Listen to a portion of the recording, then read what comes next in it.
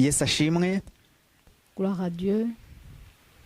Twongeye kwishimira kubana namwe nk'inshuti za communauté Pierre Vivante. Nous sommes heureux d'être avec vous en tant que les amis de la communauté Pierre Vivante. Twishimira kubana namwe imisi yose. Nous sommes heureux d'être avec vous tous les jours.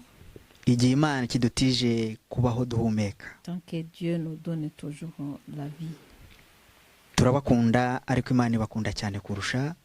Nous vous aimons, mais Dieu vous aime beaucoup plus que nous. Uyu munsi dufite ikiganiro, umutwe w'amagambo uravuga spécial, uravuga ngo ni ikiganiro spécial uyu munsi dufite. Aujourd'hui, le thème de notre émission, c'est une émission spéciale. Abantu benshi mukunda kwibaza cyane kandi mukanabaza ibibazo kandi byiza. Beaucoup de gens se posent souvent des questions et ils posent aussi des questions, des bonnes questions. Umuntu w'Imana twamumenya duti? Comment on peut connaître le serviteur de Dieu? Ko tubona ibintu bivangavanze mu isi. Parce que nous remarquons qu'il y a beaucoup de choses qui sont mélangées dans ce monde. Et oui, c'est normal, birumvikana. Bien sûr que c'est normal.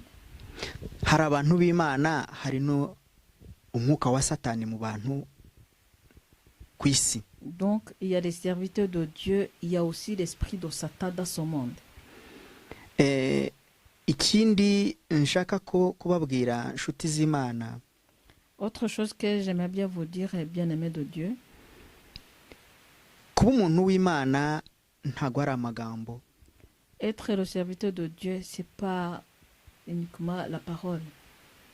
Ahubwo no kuba umuntu w'Imana imbere mu mutima. C'est être le serviteur de Dieu à l'intérieur, dans le cœur. Ntago ari uko nkubwira ko nakijijwe. C'est pas parce que je te dis que j'ai reçu le salut. Ahubwo nuko nshyira mu bikorwa agakiza nakiriye. Mais par contre, c'est parce que je mets en pratique le salut que j'ai reçu. No kwiga gukora neza. C'est apprendre à faire du bien. Gukora neza imbere y'Imana. Faire du bien devant Dieu. Iyo nkora neza imbere y'Imana, quand je fais du bien devant Dieu, nuko ngirira abantu b'Imana neza. C'est que je fais du bien aux enfants de Dieu. Ntago njya gushaka Imana mu ijuru cyangwa mu zindi mpande ntazi. Je pars pas pour aller chercher Dieu au ciel ou bien dans les autres côtés que je connais pas. Ahubwo nuko nkubona nkakubona nk'umuntu w'Imana. Par contre, c'est que moi, quand je te vois comme un homme de Dieu. Nkakubaha nk'umuntu w'Imana. Je te respecte comme un homme de Dieu. Nkagushyira imbere nk'umuntu w'Imana. Je te mets devant comme un homme de Dieu. Ibyifuzo byawe bikaba ibyifuzo byanjye. Que tes besoins soient mes besoins. Murambaza muti mbese urukundo rw'abantu b'Imana ko tubona rwakonje. Vous me posez des questions en disant pourquoi on remarque que l'amour des serviteurs de Dieu est devenu froid. Ndabyumva ibyo muvuga. Je comprends ce que vous dites. Ariko ni ikintu gikomeye kukigusubiza. Mais c'est quelque chose de difficile à te répondre. Ariko ndagerageza kukubaza nanagusubiza. Mais je vais essayer de te poser la question aussi, mais en te répondant en même temps. Ni byiza ko urabona ko umuntu w'Imana yahindutse. C'est vrai que tu vois l'homme de Dieu a changé. Ariko ndagira nkubaza ikibazo nawe. Mais moi j'aimais bien aussi te poser la question. Wowe ko mubona ko yahindutse, ese wowe nta cyaba cyarahindutse muri wowe? Est-ce que toi tu vois que l'homme de Dieu a changé? Est-ce qu'en toi il n'y a pas quelque chose qui a changé aussi? Aho na hantu ndashaka ko ukomereka, ariko ndashaka kugusaba ngo nawe utekereze. Ese ntiwaba nawe ufite ibikomere bikagutera kubona ko na mugenzi wawe nawe yakomeretse cyangwa se agutera ibikomere? Ça, c'est l'endroit que je ne veux pas que tu sois blessé, mais j'aimerais bien que tu réfléchisses là-dessus. Est-ce qu'en toi, tu n'as pas les blessures qui ont fait que tu vois ton prochain, lui aussi, il a changé? Kubera ko ibikomere byanjye Parce que mes blessures, nshobora kubibona muri wowe, nabyo birashoboka. je peux les trouver en toi parce que c'est possible aussi. Hari ibyo ndakunda, Il y a des choses que je n'aime pas, hari ibyo udakunda, il y a des choses que tu n'aimes pas. bishobora kugukomeretsa nabyo. Tout ça, ça peut te blesser. Biravuga ngo ahubwo tugomba kureba hagati y'abantu b'Imana n'abakozi b'Imana. Donc ça veut dire on doit voir entre les hommes de Dieu et les serviteurs de Dieu. Ese ntihaba harimo umwuka ushaka kubatanya? Est-ce qu'il n'y a pas un esprit entre eux qui veut les séparer? Umwuka ashobora guturuka ku mukozi w'Imana nk'uko bivuga, Cet esprit-là peut venir de serviteurs de Dieu. ariko ashobora no guturuka no muri wowe nk'uko nawe ubibona. Comme aussi cet esprit-là peut venir de toi, comme toi aussi tu vois. Biravuga ngo ni hagati y'umukozi w'Imana kwisuzuma ndetse nawe muntu w'Imana kwisuzuma. Ça veut dire que ça soit le serviteur doivent se mettre en question et toi-même aussi tu dois te mettre en question pour voir où est le problème. Bivuga ngo sinshobora kugucira urubanza ngewe ubwanjye, Ce qui veut dire que moi je ne peux pas te juger kandi sinshobora no gucira n'uriya mukozi w'Imana urubanza ngewe et ubwanjye. je ne peux pas juger aussi le serviteur de Dieu là. Ariko ndagira ngo twembi nge nawe Mais j'aimerais que moi et toi ndetse n'abandi et même les autres twibaze ikibazo, que nous nous posons des questions. kubaha Imana kuri hehe? Où est le respect de Dieu? Ntabwo ari uko wambonye, C'est pas parce que tu m'as vu, ahubwo ni uko ukora wowe muri wowe. mais c'est comment toi tu fais en toi. Ni gute wubaha Imana Comment tu honores Dieu. ni gute wubaha Imana utareba umukozi w'Imana? Comment tu honores Dieu sans regarder le serviteur de Dieu. Ni gute se umukozi w'Imana we ashyira mu bikorwa ubutumwa bwiza bw'Imana yamuhaye atakurebyeho? Comment le serviteur de Dieu met en pratique la bonne nouvelle de Dieu sans regarder à travers toi. Uyu munsi ndimo ndibaza ngo kubaha Imana ni ugutekereza kwa buri muntu uwo ari we wese. Moi, je me demande, je me dis que respecter Dieu, c'est la façon de penser de chacun, donc de chaque personne. Ntabwo ari uko ureba uriya ngo umushyire mu nzira ushaka kumushyiramo, Ce n'est pas parce que tu regardes telle personne et tu veux la mettre dans le chemin que toi tu veux. n'izi bintu bibiri muri ngewe J'ai appris deux choses en moi mu buryo bwo gutekereza. dans la façon de penser. Iyo umuntu agukunda Quand quelqu'un t'aime, arakudefanda uko abyumva, il te défend comme il le sent. kandi n'iyo umuntu akwanga Et quand quelqu'un ne t'aime pas, nawe agusiga ibara uko abyumva, arakwangiza, kuvuga nabo uko abyumva. et la personne est là, te salit comme il veut. Aho ngaho rero niho nshaka ngo abakristo bene data n'inshuti za communauté Pierre Vivante mudukurikira, Et c'est là où j'aimerais bien que vous, les chrétiens ou les membres de la communauté Pierre Vivante, ou les amis qui suivent aussi nos émissions de la communauté Pierre Vivante, ikintu cyose ugomba gutekereza na reaction yose ugomba kubishyiraho na commentaire zose ugomba gushyiraho, quelque chose que tu dois penser et des réactions que tu dois y mettre, ou bien même les commentaires que tu dois mettre, banza wisuzume muri wowe ubwawe. regarde d'abord en toi. Numara kwisuzuma, Après avoir regardé en toi, igisubizo cyo gutanga umucyo cyangwa se inama nziza, la bonne réponse que tu vas donner ou bien le bon conseil que tu vas donner, bibanze bihere muri wowe. que ça vient d'abord de toi. Wisuzume, Que tu te contrôles wishakemo icyiza, et tu cherches une bonne chose en toi wishakemo n'ikibi, et tu cherches une mauvaise chose aussi en toi. none ubyimure, Après, tu les déplaces wige kubitandukanya. et tu essaies de les séparer, de mettre chacun de côté. None nutunga mugenzi wawe urutoki, Et quand tu commences à pointer le doigt à ton prochain, ubanze ntumutunga urutoki ahubwo umugire inama. que tu ne pointes pas d'abord le doigt, mais que tu le conseilles d'abord. Tugomba kwiga kuba abanyakuri nimba turi mu nzira y'Imana. On doit apprendre à être honnête si on est dans le chemin de Dieu. Njye ntekereza ko nta mukozi w'Imana ukorera umuntu. Moi, je pense qu'il n'y a pas un serviteur de Dieu qui travaille pour un être humain. Kandi nawe ntekereza nkawe nk'umuntu w'Imana nawe ntukorera kugira ngo pasiteri agushime. Et toi aussi, en tant qu'homme de Dieu, je ne pense pas que tu travailles pour satisfaire le pasteur. Ubikora kugira ngo icyubahiro cy'Imana kiboneke. Tu travailles pour que la gloire soit rendue à Dieu. Kandi n'umukozi w'Imana nawe abikora kugira ngo icyubahiro cy'Imana kiboneke mu bantu b'Imana. Et le serviteur de Dieu aussi travaille bien pour que la gloire de Dieu se manifeste parmi les gens. Ndagira ngo mumenye ko ahangaha Satani arimo arazana umwuka wo kugira ngo abateranye. J'aimerais bien que ici vous compreniez que Satan est en train d'amener un esprit pour vous mélanger. Arashaka kuzana confusion ku muntu w'Imana no ku mukozi w'Imana no ku bantu b'Imana. Donc Satan veut mettre la confusion entre les serviteurs de Dieu et les hommes de Dieu. Kugira ngo umwanya wo gutekereza ubugingo bwawe utekereze kuri mugenzi wawe bibakora. Pour que au lieu d'avoir le temps de penser à ta vie éternelle et tu commences à penser à tout ce que ton prochain est en train de faire. Umva Satani ni piège arimo ari kubapiège kugira ari kubakereza. Donc vous comprenez que Satan il est en train de vous tarder, donc il vous met le piège pour vous tarder. Ndashaka kubasaba. J'aimerais bien vous demander. Wireba umuntu. Il faut pas regarder à un être humain. Irebe wowe. Regarde toi-même.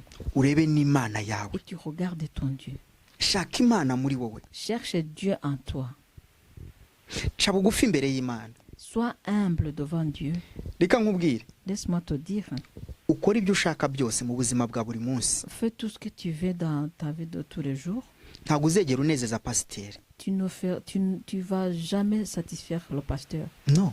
Jamais. Na pasiteri akora ibyo ashaka byose mu buzima bwa buri munsi. Et même que pasteur fait tout ce qu'il veut dans la vie de tous les jours. Ntabwo azegera anezeza umukristo. Il va jamais satisfaire un chrétien. No. Non. Ahangaha rero biravuga iki? Ici, qu'est-ce que ça veut dire? Nuko umukozi w'Imana yubaha Imana. C'est que le serviteur de Dieu doit honorer Dieu. Imana igashyira icyubahiro muri ba bantu bayo. Et que Dieu met sa gloire parmi ces gens.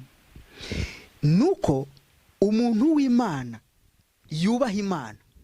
C'est que l'homme de Dieu honore Dieu.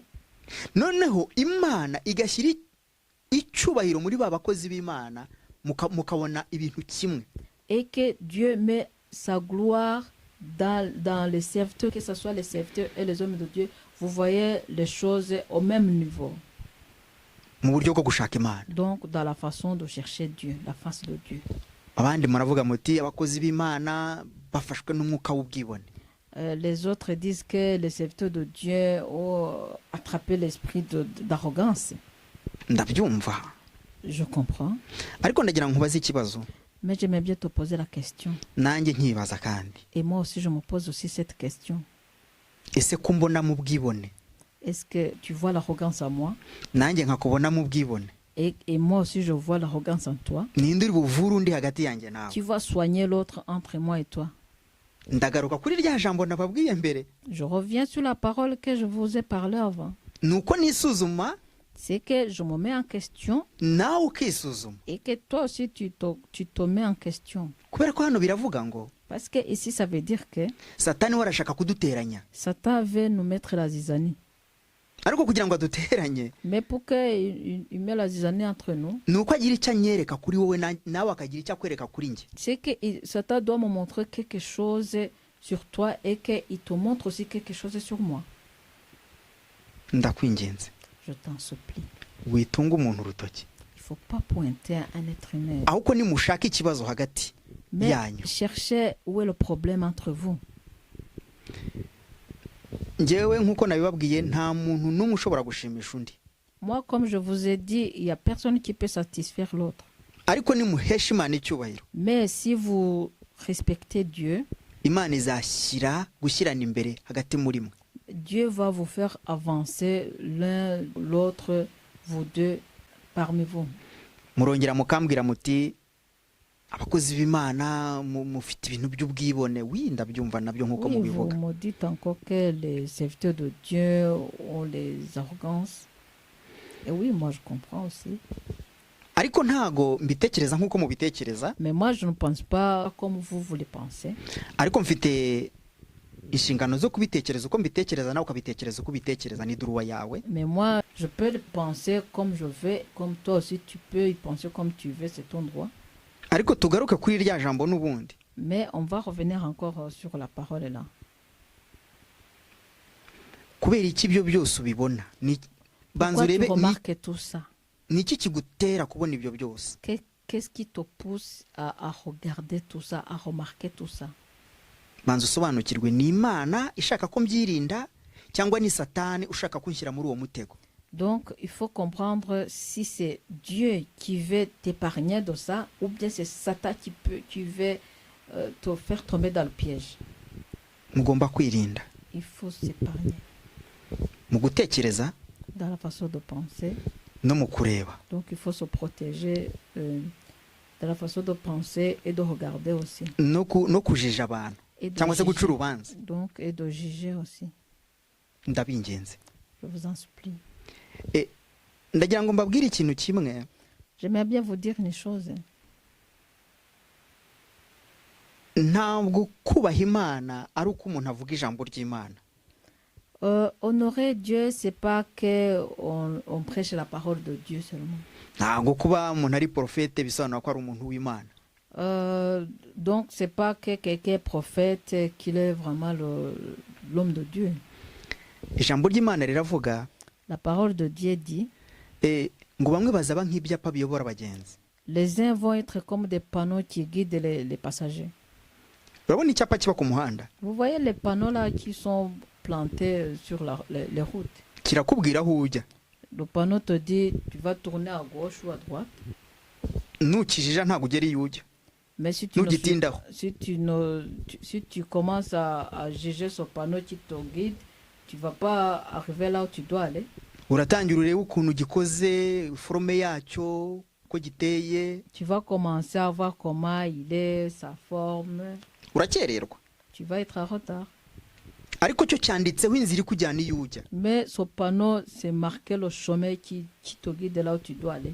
Biravuga ngo n'umukozi Ça w'Imana. veut dire que même pour le serviteur de Dieu, Nimba ariko kubwira ijambo ry'Imana, si te donne la parole de Dieu, ryumve uko riri. écoute seulement la parole de Dieu. Ibindi akora byo ntibikureba. Les autres choses qu'il fait, ça ne te regarde pas. Kugira ngo wihe amahoro. Pour que tu restes tranquille. Ntago byoroshye mu buzima, Ce n'est pas évident dans la vie. ariko nurebera ku bantu. Mais si tu vas regarder ce que les autres font, Hari imbuto utazegera ubona ku bantu. il y a les fruits que tu vas jamais voir sur les gens. Niyo mpamvu umutima wawe C'est pourquoi ton cœur n'ugomba kuba furu wikurura Imana. doit être le fruit qui attire Dieu vers toi. Ibikorwa byawe nibyo byakwiye kuba amafuru wakurura Imana. Ce sont tes œuvres qui doivent être les fruits qui attirent Dieu. Ndabingenze. Je vous en supplie. Guca imanza tubihagarike. Laissez juger, laissez faire le jugement. Birwanye. Et arrêtez de faire le jugement. Ngewe nize ntago nkunda kwibwira ko ndi umunyakuri. Moi, je n'aime pas me dire que je suis honnête. Nta nubwo nkunda kwibwira yuko ndi umukozi w'Imana udasanzwe. Et même, je ne me dis même pas que je suis un serviteur de Dieu extraordinaire. Ngewe uko mbona. Moi, comme tu me vois, Imana ishimwe. que Dieu soit loué. Uko niyumva. Comme je me sens, Imana ishimwe. je remercie Dieu. Uko mvuga. Comme tu me parles ou tu parles de moi, Birakureba. ça te regarde. Uyu munsi icyo nkwifuriza. Aujourd'hui, ce que je souhaite sur toi, Ntago ari uko abantu bakubona. c'est pas comment les gens te regardent, Nuko Imana ikubona. c'est comment Dieu te regarde. Uko nguko Imana ikubona rero. La façon laquelle Dieu te regarde, Niko Imana izakonveka abantu kukumenyera kuguha agaciro no kuguha icyubahiro. C'est comme ça que Dieu va convaincre les autres dans le sens de te respecter et de te valoriser. Wishaka kugira ngo abantu bakwemere. Il ne faut pas forcer pour que les gens puissent te croire. Nta mumaro. Il n'y a pas d'importance. Iga gukora neza. Toi, tu apprends seulement à faire du bien. Hera muri wowe. Tu commences en toi. Reba bakwegereye iruhande rwawe. Tu regardes ceux qui sont autour de toi. Bakorere neza uko ubishoboye. Tu les fais du bien comme tu peux. Bafashe uko ubishoboye. Tu les aides comme tu peux. Bakunda uko bikurimo. Et tu les aimes comme tu l'as en toi. Wibiforsa. Il ne faut pas forcer. Wishaka kubikora nk'uko abonye runaka bikora. Il ne faut pas le faire comme tu as vu quelqu'un d'autre le faisait. Ntabwo uzi motivation y'uriya muntu icyamuteye kubikora kuriya. Tu ne connais pas sa motivation qui l'a poussé de faire comme il l'a fait. Mpamvu mbabwira aya magambo. La raison pour laquelle je vous parle ces mots. Ni ukugira ngo dutandukanye. C'est pour que nous puissions différencier Ijisho rya Satani n'iry'Imana. L'œil de Satan et l'œil de Dieu. Kuko Satani umugambi we ni uwo guhora kwereka ibibi ku bantu. Parce que le plan de Satan, c'est de te montrer toujours de mauvaises choses sur les gens. Ariko umugambi w'Imana. Mais le plan de Dieu, ni uguhora kugirira neza, ni uguhora igirira neza abantu. c'est pour faire du bien à tout le monde. Ndakwinginze. Je t'en supplie. Hera uyu munsi ukora neza uko bishoboye. Commence dès aujourd'hui à faire du bien. Uraburi kurwanya Satani. Là, tu combats Satan si tu commences à faire du bien. Murongera mukambaza muti abakozi Imana bakunda amafaranga. Là, vous me posez encore la question en disant que les serviteurs de Dieu aiment bien l'argent. Ndatekereza ko abantu bose bakunda amafaranga. Je pense que tout le monde aime l'argent. Ariko ntabwo ntekereza ko ikibazo ari amafaranga. Mais je ne pense pas que le problème est l'argent. No. Non. Ikibazo ni imitima y'abantu bakira amafaranga. Le problème est le cœur des personnes qui reçoivent cet argent. Ntabwo njya ntekereza ko kugira amafaranga bitanga igisubizo cyo kugira ubuzima bwiza. Je ne pense pas que le fait d'avoir l'argent, ça donne une raison d'avoir une belle vie. Ntabwo ariko mbyemera njye. Moi, je n'accepte pas comme ça. Njye nemera ko ubuzima bwiza buturuka mu mutima mwiza. Pour moi, la belle vie vient de bon cœur. Ntabwo ari amafaranga naguhaye cyangwa wampaye. Ce n'est pas parce que je wampaye t'ai donné l'argent ou bien que toi tu m'as donné l'argent cyangwa se ubukire mfite.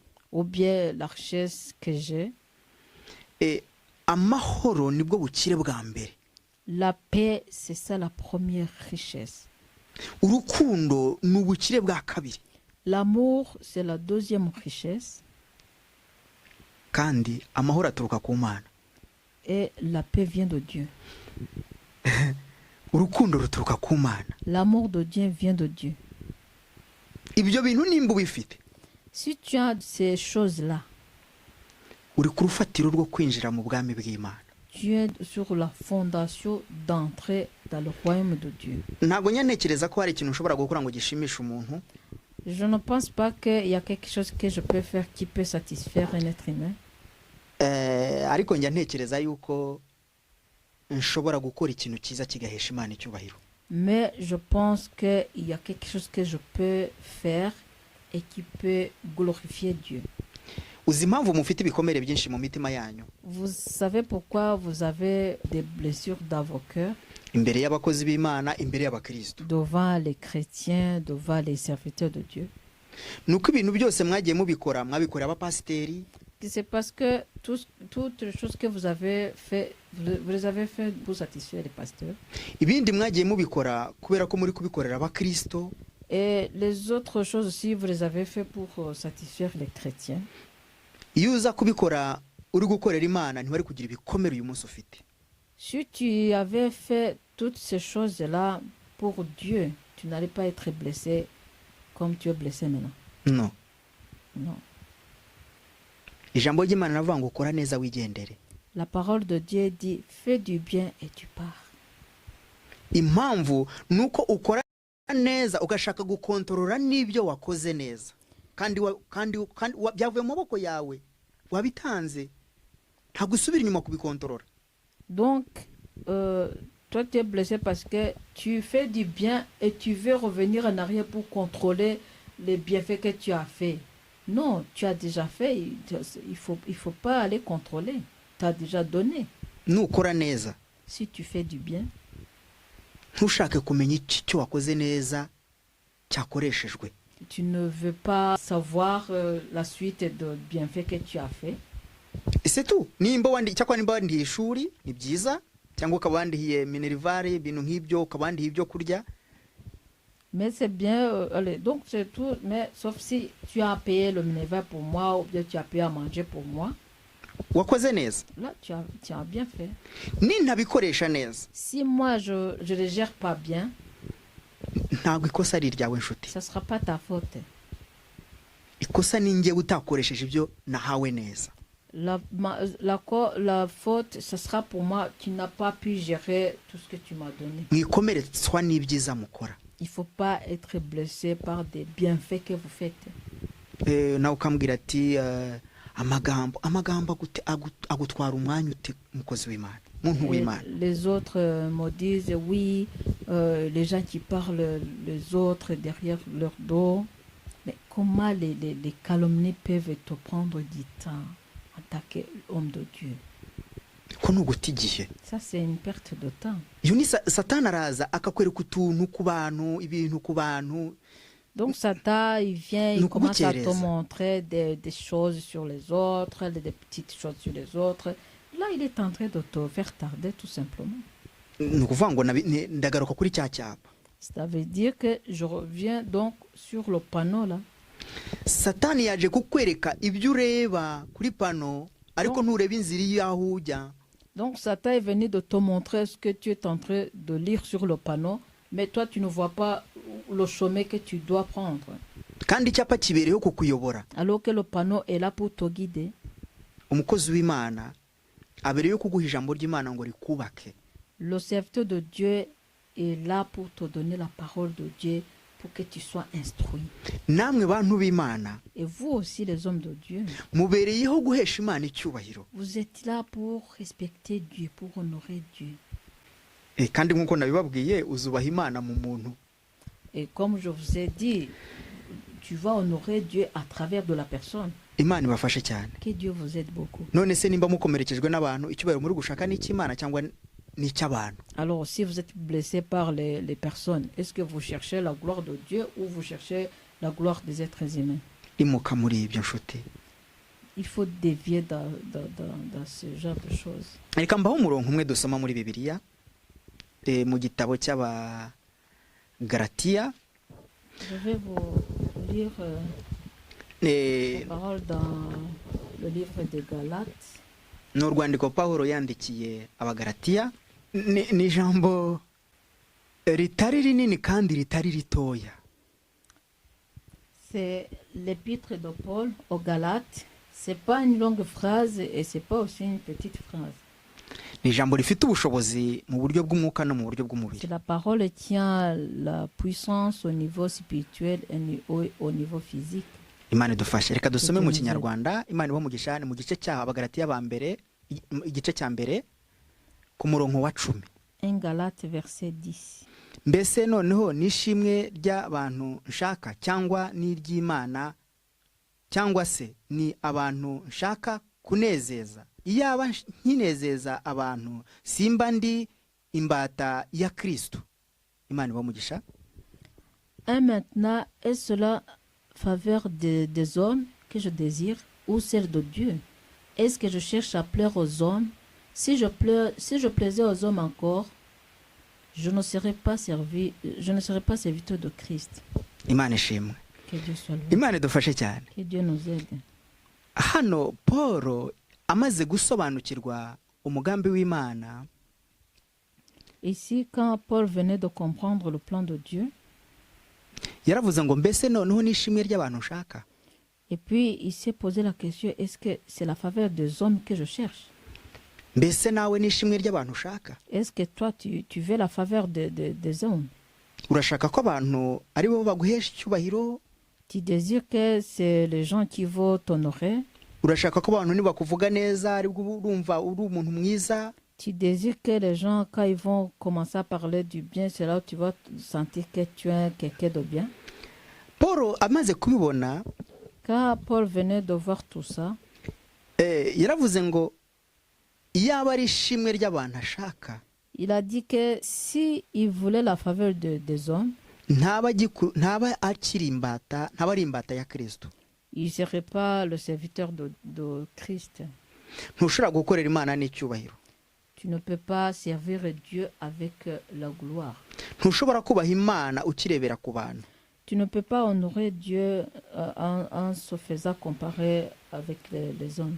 Ukireba ibyo abantu bakora, Et en regardant ce que les gens font, ureba uko abantu bitwara, en regardant comment les gens se comportent, ibyo ntabwo byakugeza ku Mana. tout ça ne peut pas t'amener vers Dieu. Kuko hari imyitwarire izahoraho buri gihe mu buzima bwa buri munsi.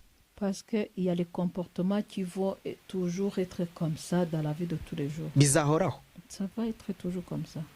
Ni wowe rero ukwiriye kurwanya uwo mwuka. C'est toi qui dois combattre cet esprit. Imana igufashe cyane. Que Dieu t'aide beaucoup. Wiki impaka. Il ne faut pas être dans la discussion. Wirwana n'ibikomere. Il ne faut pas rester avec les blessures. Imana igumugisha. Que Dieu te bénisse. Reka twongere dusome undi murongo umwe. On va lire encore un verset. Tujye muri Yuda. On va aller en Jude. Turasoma imirongo ibiri pardon. On va aller en Jude, on va lire 2 versets. Turajya muri Yuda ku murongo wa 21 n'umurongo wa 22. Donc on va aller en Jude, verset 21 et verset 22. Reka dusome. Mwikomeze mu rukundo rw'Imana. Mutekereze imbabazi z'umwami wacu Yesu Kristo. Zizabazaho ku bugingo buhoraho. Ababagisha impaka mubagirire impuhwe. Imana ibahe umugisha. Maintenez-vous dans l'amour de Dieu en attendant la miséricorde de notre Seigneur Jésus-Christ pour la vie éternelle. Reprenez les uns ceux qui contestent. Amen. Imana igufashe. Que Dieu t'aide. Hano Imana iravuga ngo mwikomeze mu rukundo. Ici, Dieu dit que vous vous maintenez dans l'amour. Aho niho honyine hari urufatiro rwo kuba mu Mana. Ici, c'est là où il y a la fondation d'être en Dieu. Ikomeze ku rukundo rw'Imana. Il faut se maintenir sur l'amour de Dieu. Va ku bantu nshuti. Laisse les personnes bien-aimées. Wige impaka n'abantu. Il ne faut pas discuter avec les gens. Ahubwo ganira n'Imana. Mais par contre, essaie de dialoguer avec Dieu. Vugana n'Imana. Parle avec Dieu. Shaka kumva ijwi ry'Imana. Essayez de chercher, d'entendre la voix de Dieu. Tabaza ijuru. Appelle Dieu au secours. Ariko umuntu muzajya impaka ariko nta gisubizo muzabona. Mais pour un être humain, vous allez discuter jusqu'à mais vous n'aurez pas la réponse. Ndakwinginze. Je t'en supplie. Umutima wawe uhanga amaso Imana. Que ton cœur se fixe vers Dieu. Imana igufashe cyane. Que Dieu t'aide beaucoup. Iyi si turimo haracyarimo ibigeragezo byinshi. Dans ce monde que nous vivons, il y a beaucoup d'épreuves. Ariko reka nkubwire ngo Mais j'aimerais bien te dire, iyi si ni wowe ugomba kuyigira nziza. ce monde, c'est toi qui dois le faire bien. Ijambo ry'Imana riravuga ngo isi izamarwa n'abayituye. La parole dit que ce monde va être exterminé par ce qu'il habite. Ni wowe ugomba kugira isi nziza. C'est toi qui dois faire bien ce monde. Kandi ni nawe nuyikoresha nabi uzayangiza. Et toi, si tu vas faire mal, tu vas abîmer ce monde. Banza uhere muri wowe ukora icyiza. Commence d'abord en toi en faisant du bien.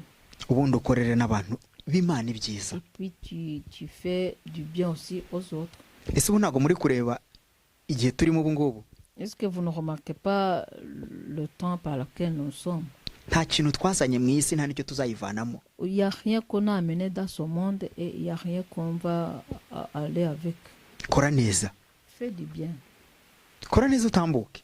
Fais du bien et tu pars. Shyira imirimo yawe ku bugingo bwawe. Mets tes œuvres sur ta vie éternelle. Kugira ngo uzaherekezwe n'ibintu byiza. Pour qu'un jour quand tu vas partir, tu seras accompagné par ces bonnes choses. Imana ibahe umugisha. Que Dieu vous bénisse. Reka ndekeraho. Je m'arrête ici. Reka mbabwire ngo Je vais juste vous dire, mwe mudukurikira mwese vous qui nous suivez, muhanga amaso Imana, fixez vos regards vers Dieu. muve ku bantu, Laissez les gens. mureke ibitekerezo bibi, Laissez les mauvaises pensées. mureke gukompara, Laissez les comparaisons. ahubwo urebe umutima wawe, Mais regarde ton cœur wige gukora et neza. tu apprends à faire du bien. Utarebye ku muntu n'umwe, Sans regarder sur quelqu'un d'autre. uzagira iherezo ryiza. Tu auras une bonne fin. Kandi imirimo ukorera muri iyi si izaguherekeza ku Mana. Et les œuvres que tu fais dans ce monde vont t'accompagner vers Dieu. Satani azahora baragoye iminsi yose, Satan va continuer à vous déranger tous les jours. ariko ugomba guhora witeguye kumurwanya. Mais il faut toujours être prêt pour le combattre. Imana iguhe umugisha. Que Dieu te bénisse. Reka dusenge. On va prier. Nyagasani Imana yacu, Seigneur notre Dieu, nongeye gusengera ubwoko bwawe, je prie pour ton peuple, abose badukurikira, tous qui nous suivent, ujye ubaha ubwenge bwo kukumenya, et que tu donnes la sagesse de te connaître. kandi ujye ubaha n'ubwenge bwo kukwigisha abandi. Et que tu le donnes aussi la sagesse de te parler aux autres aussi. Ukomeze imitima yabo, Que tu restaures leur cœur. aho bari bera imbuto nziza. Là où ils sont, qui donnent les bons fruits. Mbisabye nizeye Je prie mu izina ryawe Yesu. au nom de Jésus. Amen. Amen.